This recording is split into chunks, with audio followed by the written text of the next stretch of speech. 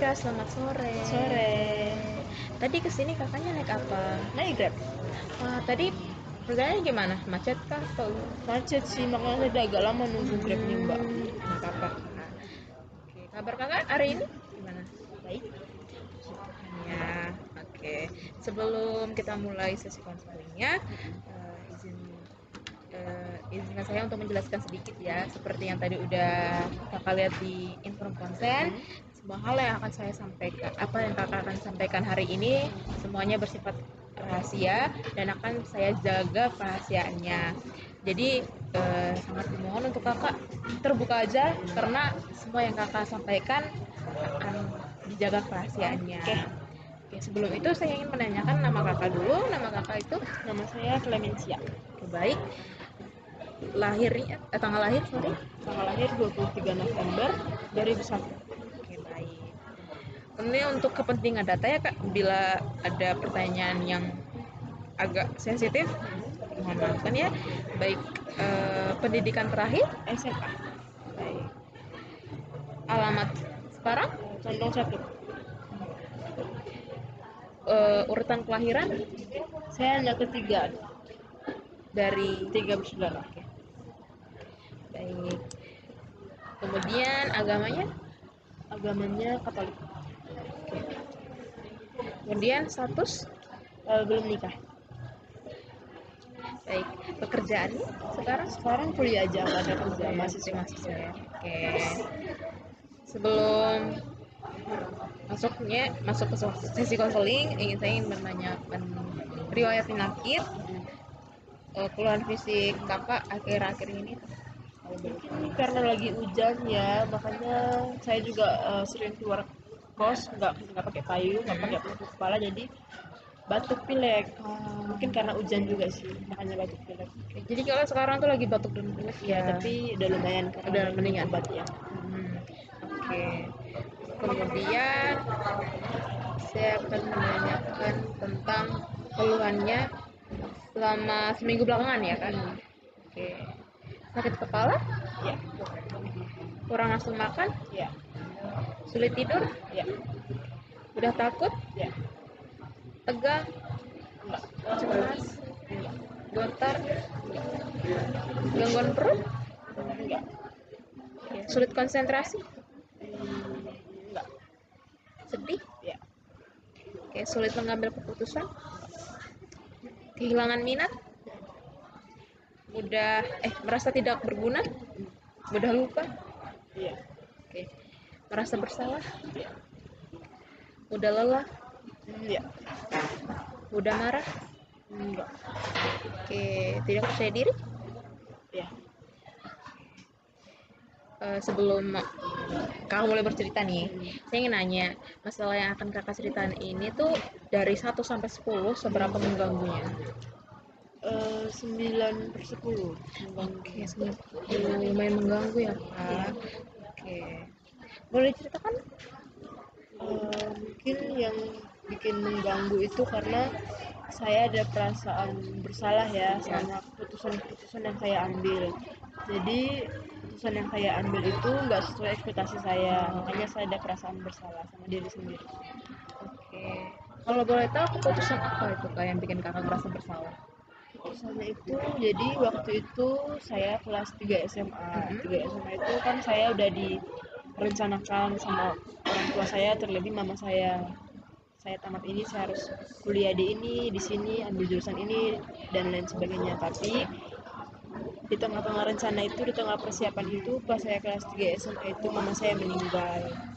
Ya, nah, jadi pas mama saya meninggal tuh karena mama saya yang paling mengurus untuk setelah saya SMA ini saya harus kemana-kemana. Akhirnya waktu mama saya meninggal, pada persiapan itu saya merasa kayak kehilangan arah. Walaupun memang bapak saya juga mendukung, kakak saya juga mendukung, cuman kan lebih dominan itu mama saya. Ya. Jadi setelah mama saya pergi itu saya bingung, saya harus apa, saya mau kemana. Mama saya yang rencanain semua, malah dia yang meninggal, dia yang pergi, begitu. Jadi setelah itu saya mutusin buat nggak langsung kuliah. Padahal rencana awalnya itu saya kuliah. Nah jadi keputusan itu saya bikin saya memutuskan saya nggak kuliah dulu. Akhirnya saya kayak waktu itu ya hanya nongkrong main. Nah akhirnya iseng-iseng bikin lamaran, ikut rame ikut teman-teman, masuk kerja. Nah masuk kerja dapat zona nyaman karena pegang uang ya, ada pegang uang, udah bisa beli ini itu. Jadi saya merasa kayak saya kuliah itu udah nggak perlu lagi, karena saya nggak kuliah pun saya bisa dapat uang, saya bisa beli ini bisa beli itu. Tapi motivasi dari bapak dari kakak saya itu selalu dorong, karena orang tua saya maunya kami anak-anaknya kuliah semua. Tapi saya masih ada rasa kecewa, ada rasa eh, gimana ya, kayak kenapa sudah dipersiapkan sampai sematang ini tapi tiba-tiba nggak jadi karena adanya musibah itu tadi. Jadi akhirnya saya mutusin kerja selama 3 tahun. Nah selama 3 tahun itu saya kan tamat 2020. Nah selama 3 tahun itu saya kerja, saya open minded, wawasannya semakin luas. Ternyata setelah saya kerja, puji Tuhannya saya pas kerja tuh saya dapat posisi yang bagus. Nah jadi saya dapat posisi yang bagus, saya nengok kayak memang kuliah kuliah itu penting buat batu loncatan. Akhirnya saya ada pikiran kayak oke, saya kuliah. Dan kemudian bapak saya kan selalu kasih motivasi buat harus kuliah harus kuliah. Akhirnya itu juga jadi salah satu motivasi saya mau kuliah lagi. Dan ya karena mama saya juga kan pernah pengen kami kuliah lagi kan, akhirnya saya oke lah saya kuliah di tahun ketiga setelah saya tamat. Nah setelah saya kuliah itu rupanya pas saya kuliah teman-teman saya yang ambil D3 itu ada yang sudah selesai, ada juga pas saya baru masuk semester 2 teman-teman saya itu yang langsung kuliah itu sudah pada sudah tahun 2004. Kalau saya baru mulai kan, jadi ada perasaan bersalah, perasaan kayak merasa tertinggal, kayak seandainya saya kemarin mutusin langsung kuliah saya nggak akan ketinggalan sejauh ini.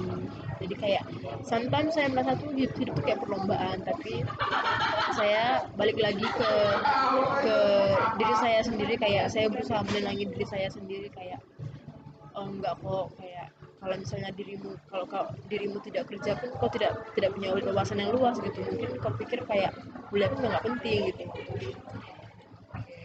Ya yang kakak ceritakan tadi, hal itu bikin kakak nggak percaya diri juga. Iya kadang-kadang kan kalau scroll HP sosmed ya, scroll HP kan masih berteman sama teman-teman seumuran saya, teman-teman seangkatan saya. Nah itu kan kadang-kadang nengok mereka tuh udah pada sidang, nengok udah ada yang punya anak, ada yang jadi ini jadi itu, dan saya masih di sini aja. Nah itu kadang-kadang kayak buat saya merasa nggak percaya diri, kayak aduh kok saya ketinggalan jauh banget gitu. Nah kalau kadang-kadang pun kalau misalnya saya pulang liburan ke Batam, kami reunian ngumpul, nanti tuh udah pada ada yang menjadi polisi, ada yang jadi perawat, ada yang udah bawa anak. Nah saya mikir kayak kok saya baru mulai.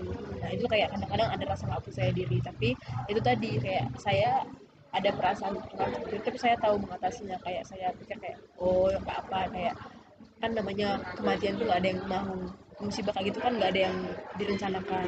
Jadi apapun yang terjadi sampai hari itu direncana Tuhan, jadi saya harus jalannya aja. Oke. Selama kakak nggak percaya diri itu karena ngelihat teman-teman yang lain tuh udah pada berproses sejauh itu, tapi kakak kayak merasa kakak itu masih di situ-situ Ya aja, baru terus mulai kayak ya. baru mulai berproses gitu kan. Nah itu tuh bikin membuat timbulnya rasa takut enggak kak? Ada rasa takut tadi ya, tapi lebih ke perasaan bersalah itu yang bikin takut. Kalau perasaan nggak percaya diri itu kadang munculnya tuh nggak terlalu sering, itu munculnya kadang-kadang ya kalau saya scroll sosmed, saya nengok pencapaian teman-teman saya, nah itu terus saya nengok diri sendiri tuh kadang-kadang yang muncul nggak percaya diri. Tapi yang paling sering muncul tuh perasaan bersalah tadi, karena kenapa saya nggak dari awal langsung kuliah itu, karena ya apa ya, karena berlarut-larutnya kesedihan akhirnya saya ambil keputusan yang setelah saya sadari itu salah rupanya saya mutusin. Tapi di sisi lain kayak saya tuh itu tadi kayak enggak kok apa-apa, kayak ya setidaknya buat diri saya lebih bertahan gitu, lebih kuat ya gitu. Baik. Em, dari yang kakak ceritakan tadi, itu kan masuk ke overthinking nggak sih kak biasanya? Ya, Ya. Nah itu tuh ngeganggu dalam kehidupan sehari-hari kakak nggak ganggu sebagai mahasiswa gitu? ya, lumayan ganggu. Ganggunya tuh kayak gimana? ganggunya itu kalau misalnya overthinking kan saya pikirnya berlebihan ya, akhirnya kadang-kadang ada pikiran-pikiran yang di luar kontrol saya, jadi itu akhirnya bikin saya nggak bisa tidur. Akhirnya kadang-kadang kalau saya lagi pengen makan terus tiba-tiba itu tadi kayak pikirannya tuh nggak kontrol saya, muncul pikiran-pikiran lain, akhirnya saya nggak selera makan, nafsu makan saya jadinya jelek kayak gitu, makanya berpengaruh sekali ke hidup saya. Oke. Tadi kan saya sempat nanya kan Kak, yang Kakak alami belakangan ini kan. Nah terus tadi Kakak ada sebutkan soal sulit tidur sama kehilangan minat. Kakak boleh diceritain nggak kalau yang di kehilangan minat Kehilangan gitu? minat ya, kehilangan minat karena itu tadi perasaan bersalah tadi, jadi akhirnya saya rasa kayak gimana ya, kayak kalau saya pengen, kayak saya pengen ambil satu momen nih, saya pengen misalnya saya kayak pengen aktif di organisasi di kampus, terus saya nengok kayak aduh ini seangkatan saya tuh pada umurnya di bawah saya semua, akhirnya saya mikir kayak saya tuh udah pernah yang benar-benar menggebu-gebu aktif di organisasi itu pas saya SMA dulu. Saya aktif di organisasi luar akademi, saya udah pernah juga. Saya ikutin lomba-lomba non akademik, pokoknya saya dulu aktif sekali, makanya pas sudah di umur segini saya nggak ada kehilangan minat karena saya pikir kayak saya tuh butuh lakukan aktivitas yang punya benefit buat saya. Oke, kalau misalnya aktif di organisasi itu ada benefit mungkin kayak linknya luas, wawasannya luas, tapi saya merasa kayak di umur saya yang sekarang saya butuh memang yang benefit yang benar-benar punya kepentingan nilai tambah buat saya gitu loh. Akhirnya kayak dengan lingkungan kayak saya pikir kebanyakan di bawah umur saya, itu yang bikin saya kehilangan minat, kayak kehilangan minat buat aktif di organisasi seperti itu. Akhirnya ya saya di kos hanya nonton, makan, tidur, mungkin ada beberapa organisasi saya ikut tapi nggak aktif ya, jadi anggota aja gitu. Oke, baik-baik. Em, Kemudian untuk yang sulit tidur mungkin. Sulit tidur itu ya karena overthinking tadi, overthinking karena memang ada pikiran-pikiran yang saya nggak bisa kontrol, akhirnya ganggu pikiran saya, akhirnya ya saya sendiri nggak bisa tidur karena pikiran itu berlebihan kan, saya nggak bisa kontrol itu, akhirnya susah tidur, bahkan kadang-kadang nggak tidur. Ya sangat Oke, berpengaruh ke kehidupan saya. baik-baik. Oke, jadi kakak itu ngerasa bersalah karena dari awal tuh nggak langsung kuliah Iya gitu ya. benar. Kemudian hal itu tuh mengganggu kakak di kehidupan kuliah kakak sekarang karena kakak tuh kadang muncul rasa tidak percaya Iya diri, kemudian eh, terus em, kadang ada perasaan bersalah juga. rasa bersalah, kemudian kehilangan minat. Iya. Oke. Karena pikiran kakak di luar kontrol itu tuh bikin kakak sulit tidur juga, Iya benar. kurang nafsu makan. Oke, selama kakak seminggu belakangan ini kan sering overthinking kan nggak, nah overthinking itu tuh eh, munculkan perasaan apa gitu kan? Ya takut tadi, perasaan takut, Perasaan takut. karena takut, takut ini ya, takut salah ambil keputusan lagi, terus takut saya ada perasaan tertinggal lagi, takut ada perasaan bersalah lagi, jadi takutnya itu banyak. Takut apa yang saya harapkan tidak sesuai ekspektasi gitu, takut ya pasti memang orang tua saya kan selalu motivasi saya, nah saya takut kalau saya itu tidak sekuat yang mereka anggap gitu, jadi berusaha baik-baik aja padahal sebenarnya paling banyak ketakutan.